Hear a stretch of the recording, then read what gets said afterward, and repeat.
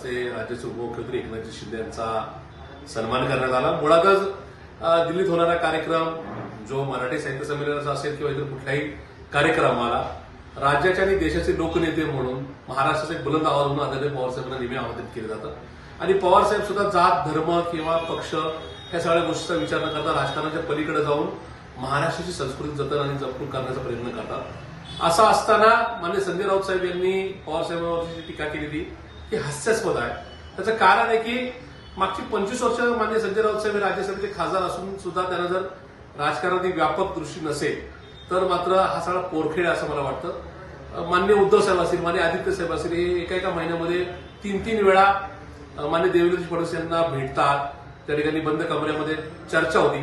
त्यावेळेस राष्ट्रवादी काँग्रेस पार्टी शरदचंद्रजी पवार पक्ष किंवा काँग्रेस पक्ष शंका घेत नाही किंवा आक्षेप घेत नाही आणि मग मात्र दिल्लीत एखाद्या साहित्य संमेलनाच्या कार्यक्रमामध्ये शिंदे साहेबांचा सन्मान एखाद्या समितीने ठरवलेल्या कार्यक्रमानुसार जर झाला आणि तो पवार साहेबांच्या शुभाशय झाला तर तिथं मात्र वेगळी आगळीक झाला अशा प्रकारचा कांगावा करून टीका करणं हे बरोबर नाही।